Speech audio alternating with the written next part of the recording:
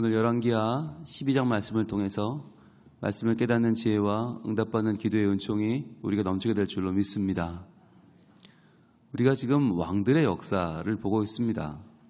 그런데 중요한 것은 그 왕이 어떤 사람이냐 하는 것도 참으로 중요하지만 더 중요한 게 있어요. 그 왕이 어떤 교육을 받고 자랐는가 하는 것이에요.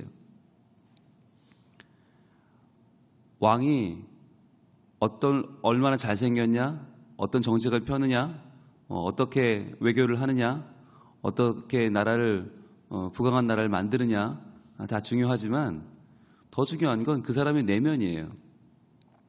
우리는 사람들이 행하는 겉에 보이는 모습들에 많이 주목하고 그는 이런 사람인 것 같아, 저런 사람인 것 같아 라고 말하지만 정말 더 중요한 건 그 사람이 과연 어떻게 형성되었는가 하는 것이죠. 그 사람의 내면이 어떤가. 그래서 성경은 그 사람의 내면에 관심을 갖습니다. 보겠습니다. 오늘 열왕기하 12장 1절은 이렇게 시작해요. 예후의 제7년에 요아스가 왕이 되어 예루살렘에서 40년간 통치하니라.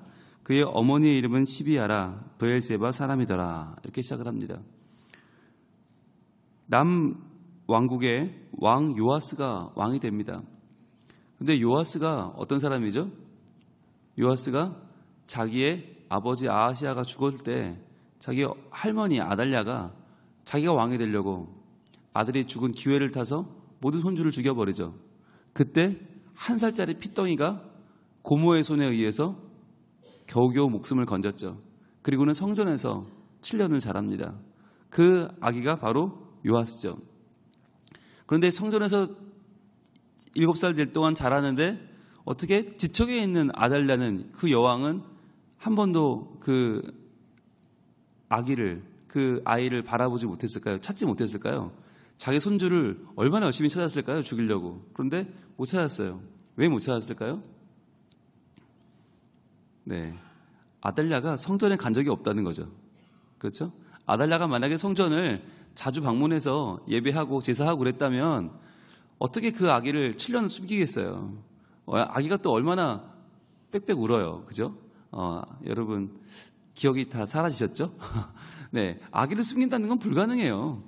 오죽하면 그 모세도 어린 아기를 석 달을 숨겼지만 더 이상 숨길 수가 없어서 나일강에 갖다 버리잖아요. 할 수 없이 이제 나일강에 띄워버리잖아요. 왜요? 숨길 수가 없으니까. 남자아이를 어떻게 숨겨요? 게다가 모세 때는 많은 남자아이를 찾았지만 사실 요아스 때는 아기 하나를 찾는데 그 아기 하나가 성전에 있는데 어떻게 그걸 못 찾아요? 근데 아달랴가 얼마나 성전을 안 갔으면, 얼마나 예배를 안 드렸으면, 바알과 아세라만 섬겼으면 성전에서 요아스가 잘 자랄 수 있었을까라고 하는 거죠. 근데 요아스가 성전에 자랐는데 중요한 건 오늘 이 왕의 등극을 말하는 공식이에요. 이 공식은 항상 어떻게 말을 하냐면 예후의 7년에 라는 말은 북이스라엘의 왕은 예후였고 그 예후가 왕이 된 지 7년에 남쪽에서 요아스가 왕이 됐다. 이게 이제 하나의 등극하는 공식이죠. 남유다의 왕을 말할 때는 북이스라엘의 왕이 누구였는데 그 왕 몇 년에 남유다가 왕이 됐다. 반대로 북이스라엘 왕을 얘기할 때는 남유다의 왕 몇 년에 어느 왕 몇 년에 북이스라엘의 왕이 됐다. 이런 식으로 얘기를 하는데 거기까지는 좋아요. 그래서 예후의 7년에 요아스가 왕이 됐는데 예루살렘에서 40년간 통치했는데 중요한 건 그 다음이죠. 그의 어머니가 나와요. 어머니의 이름은 시비아라 브엘세바 사람이더라. 어머니가 나온다. 그러면 왜 왕의 등극을 이야기하면서 왕의 어머니 얘기를 왜 할까요? 왜 이게 중요한 공식이 될까요? 왕의 아버지는 당연히 알죠. 아버지야 그 위 선대왕이 아버지겠지. 그건 당연한 건데 그 아버지 선대왕의 행적이나 선대왕의 왕으로서의 어떤 통치 방식이나 이런 걸 아들이 배우는 게 아니더라는 거예요. 그게 아니라 도리어 뭘 배우나 어머니의 교육 방식을 보고 배우더라. 그래서 왕이 등극할 때는 반드시 어머니를 밝히게 되어 있어요. 어머니. 그래서 그 어머니가 시비아라는 사람인데 브엘세바 사람이더라 그랬어요. 브엘세바가 어디죠? 브엘세바는 이스라엘의 최남단이에요.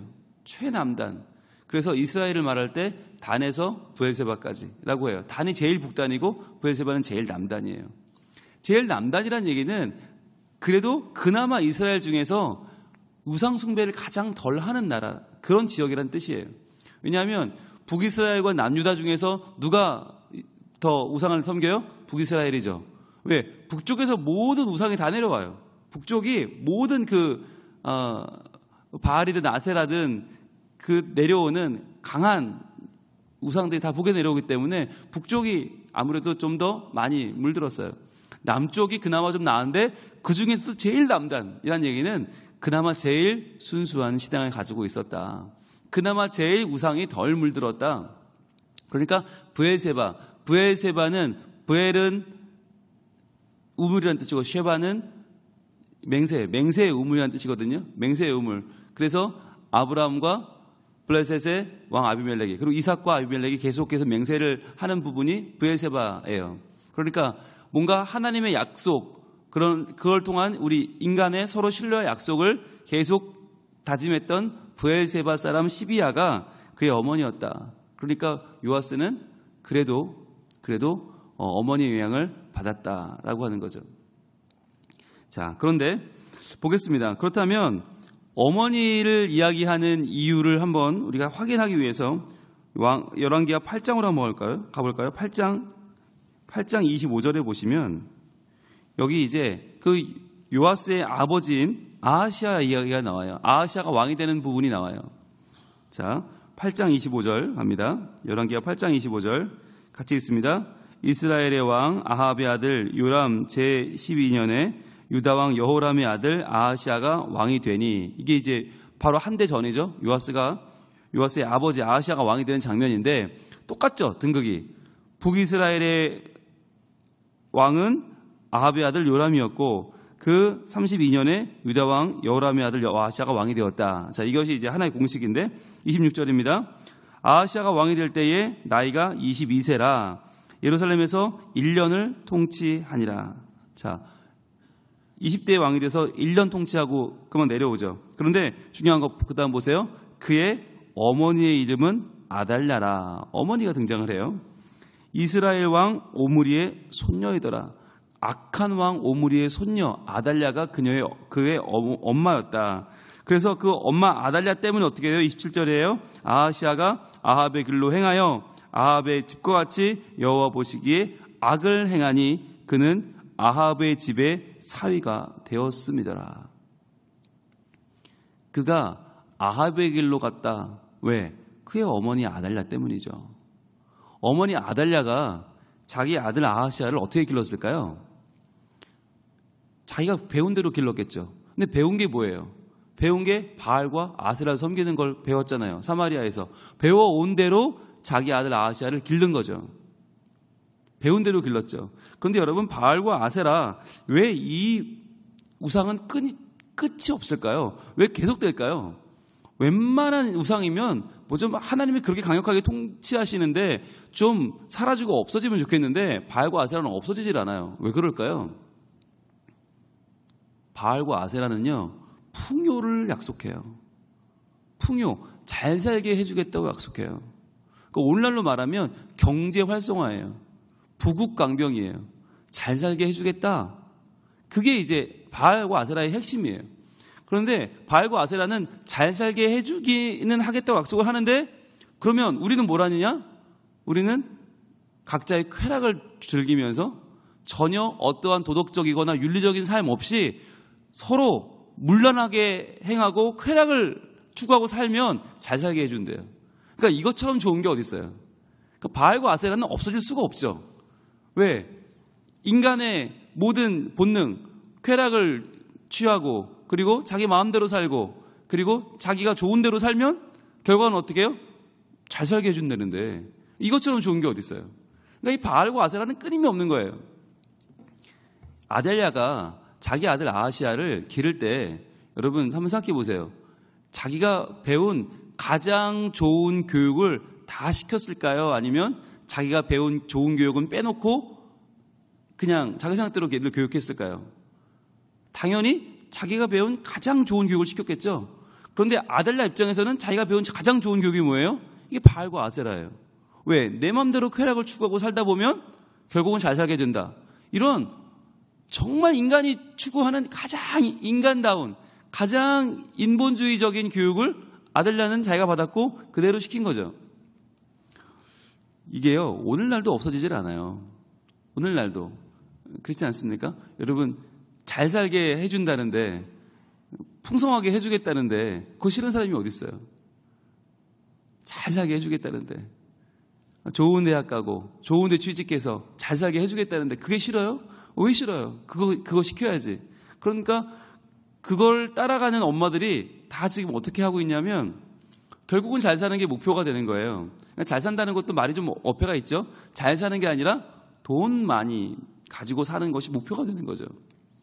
좋은 집에서 돈 많이 가지고 사는 게 유일한 목표가 되다 보니까 그것만 바라보고 인간이 달려가면 어떻게 되겠어요?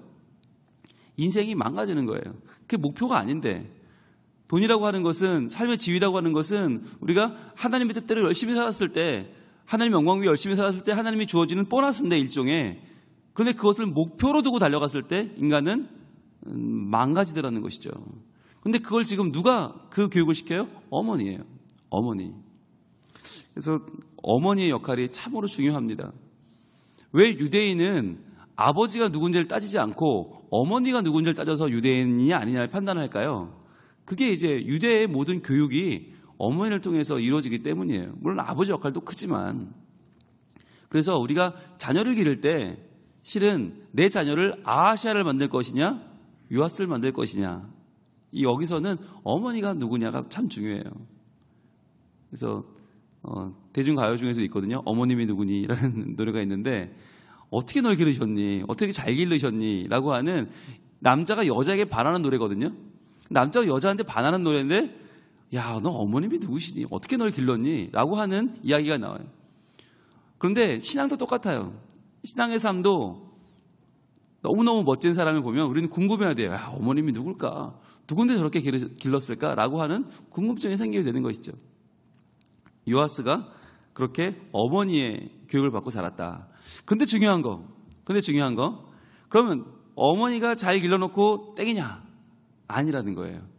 꾸준히 자기 스스로 독립해서 이제 하나님 앞에 선 단독자로 자기의 신앙을 점검하면서 신앙을 새롭게 해나가는 능력이 필요해요. 그걸 길러줘야 돼요. 안 그러면 어머니를 의지하게 되고 자기의 멘토를 의지하게 돼서 그분이 교육을 시킬 때까지는 잘 가요. 그런데 뒤가 안 좋아요. 바로 요아스가 그래요. 볼까요? 2절입니다. 요아스는 제사장 여호야다가 그를 교훈하는 모든 날 동안에는 여호와 보시기에 정직히 행하였으되 그랬어요. 자, 이 말이 좋은 말일까요? 나쁜 말일까요? 예, 한국말은 끝까지 읽어야 돼요. 그죠? 예, 마지막 한 글자만 빼면 다 좋아요. 요아스는 제사장 여호야다가 그를 교훈하는 모든 날 동안에는 여호와 보시기에 정직히 행하였으되. 야, 이거 하나가 문제죠. 한 글자가 문제죠. 그러니까 요아스는 교육받는 날 동안에는, 여호야다가 살아있을 동안에는 하나님 보시기에 정직하게 행했다. 여호야다가 누구죠? 자기 고모부죠. 고모부인데 자기를 살려준 사람이죠. 죽을 수밖에 없는 자기를 살려서 성전에서 자기를 교육해준 고마운 분이에요. 그런데 생각해 보세요. 어린 나이에 7살인데 이제 아직 7살밖에 안 됐어요. 근데 어린 나이에 응애 할 때부터 성전에서 자라면서 교육을 받았는데, 여호야다가 살아있을 동안에는 어떻게 했을까요? 섭정을 했겠죠. 7살짜리가 왕이 됐는데 뭘 알겠어요. 그러니까 여호야다의 방식대로 여호야다가 꿈꾸는 나라를 만들었겠죠. 그게 이제 하나님의 나라, 하나님의 의가 살아있는 나라였는데, 요아스가 그때까지 잘 살았어요. 잘했어요. 누가 봐도 괜찮았어요. 그런데 행하였으되, 즉 여호야다가 살아있는 날 동안에는 괜찮았는데, 그런데 여호야다가 죽은 다음에 그가 바뀌어요. 달라져요. 그래서 요아스가 결국은 자기 신하들의 손에 죽임을 당하고 말아요. 왜냐하면 여호야다가 죽은 뒤에는 요아스가 어디 빠지나 바알과 아세라에 빠져요. 그러니까 어린 나이에 자기의 뜻을 펼쳐보고 싶었던 거예요. 자기의 정치를 해보고 싶은 거예요. 그냥 제사장 여호야다가 시키는 대로 하는 게 아니라 자기의 뜻대로 해보고 싶은데 안 되니까 어떻게 했냐면 보이지 않는 하나님이 아니라 눈에 보이는 풍요, 바알과 아세라의 길을 걸어갔다고 하는 것이죠. 그래서 오늘 본문은 기록하기를 3절에 이렇게 기록합니다. 다만 산당들을 제거하지 아니하였으므로 백성이 여전히 산당에서 제사하며 분향하였더라. 자, 오랜만에 분홍색을 한번 꺼내보시고요. 분홍색으로 한번 표시해 볼게요. 다만, 그리고 여전히. 두 군데에 표시를 해보세요. 다만, 여전히. 이 말이 굉장히 점잖은 말이에요. 다만, 여전히. 그러니까 살아있을 동안에, 여호야다가 살아있을 동안에는 하나님께 정직하게 행하였는데 다만 산당을 제거하지 않았다. 그래서 백성들은 여전히 산당에서 분향했다. 산당이 처음에는 하나님을 예배하려고 만든 것이지만 그러나 결국에는 그 산당이 다 하나님이 아니라 이방신들을 섬기는 것으로 바뀌어요. 왜냐하면 이스라엘 사람들이 약해요. 약하기 때문에 처음에 의도와는 달라져요. 항상 달라지는데 결국은 바알과 아세라를 섬기는 예배 처소로 바뀌었다. 그러니까 모든 백성이 다 그렇게 바알과 아세라를 섬기고 있는 걸 봤다면, 알았다면 산당을 없애야 되는데 요아스가 없애지 않았다는 거죠. 왜 없애지 않았나? 열왕기 하에는 간단하게 나와 있지만 이게 역대기에는 좀 더 자세히 나와 있어요. 우리 역대하 24장 보겠습니다. 역대하 24장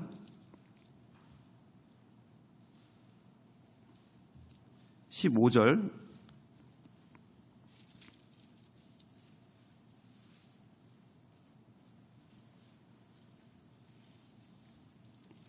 예, 역대하 24장 15절입니다.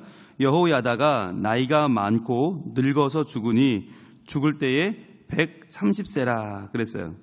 자, 여호야다가 이제 제사장 여호야다가 죽습니다. 130세를 향하고 죽어요.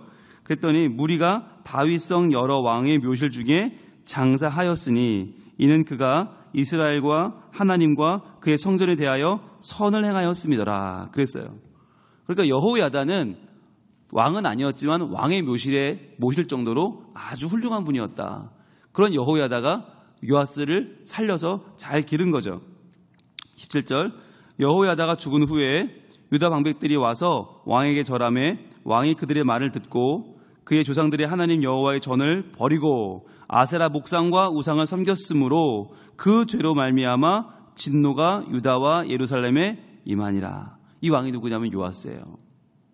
근데 요아스가 여호야다가 죽은 후에 기다렸다는 듯이 조상들의 하나님 여호와의 전을 버리고 아세라 목상과 우상을 섬겼으므로 그 죄로 말미암아 진노가 유다와 예루살렘에 임했다라고 하는 것이죠.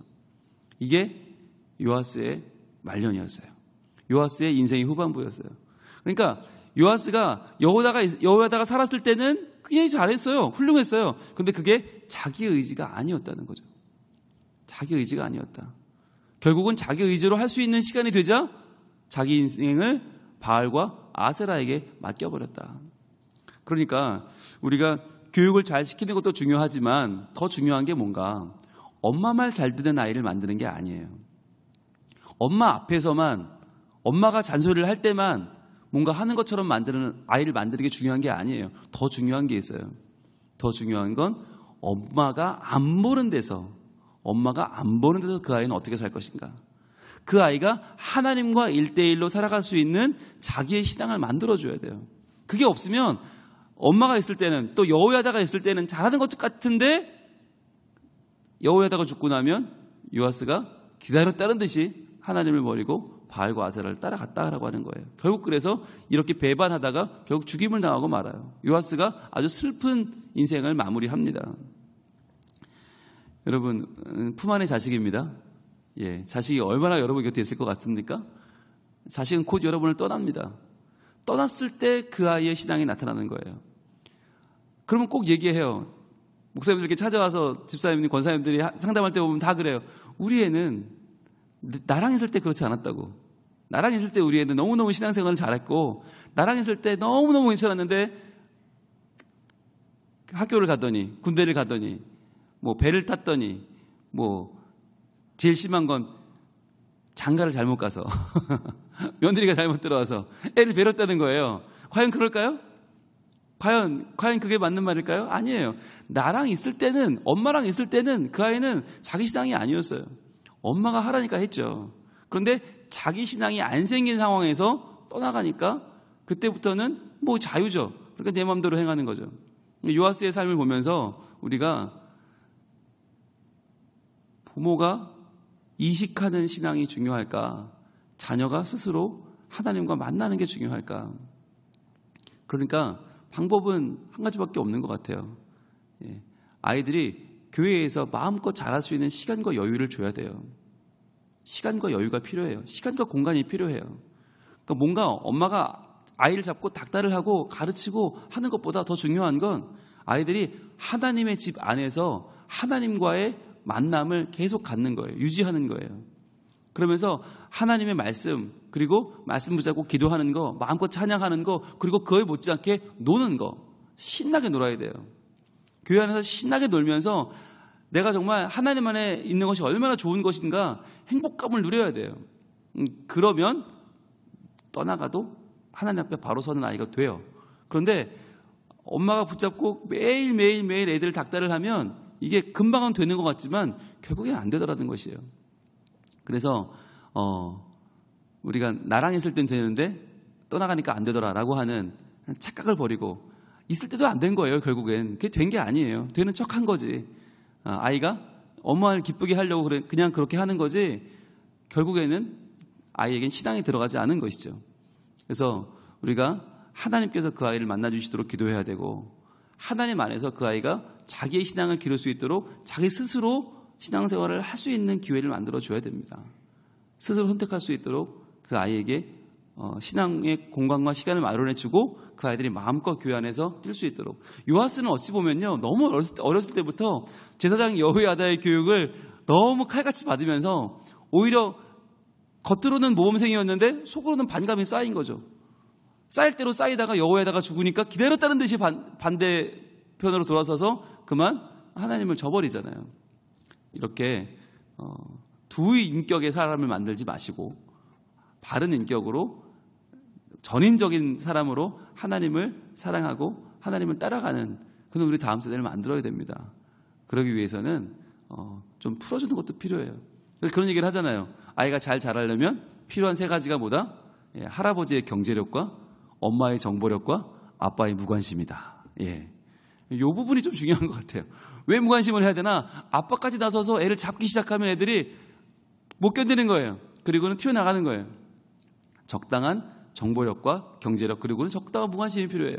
이게 무슨 말이냐면 방임하라는 이야기가 아니라 그 아이에게 재량권을 주라는 얘기죠.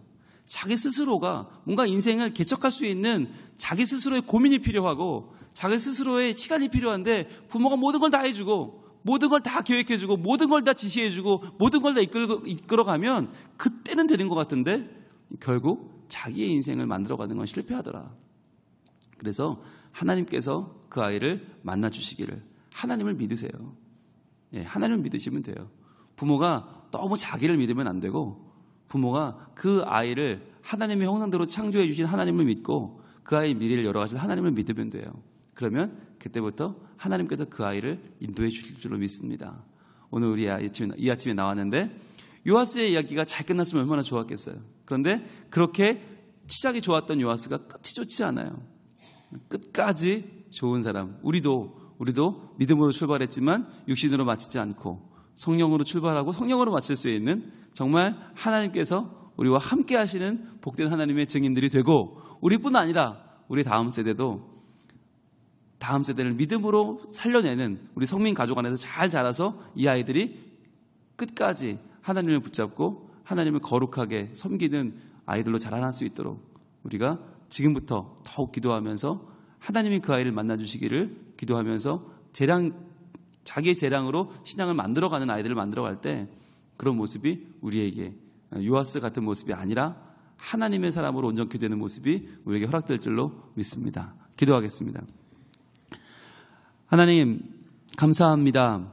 저희들 많은 인생을 살아볼 수 없는데 성경을 통해서 많은 이들의 인생을 보게 하시고 배우게 하시고 내 삶을 돌아보게 하시니 감사합니다.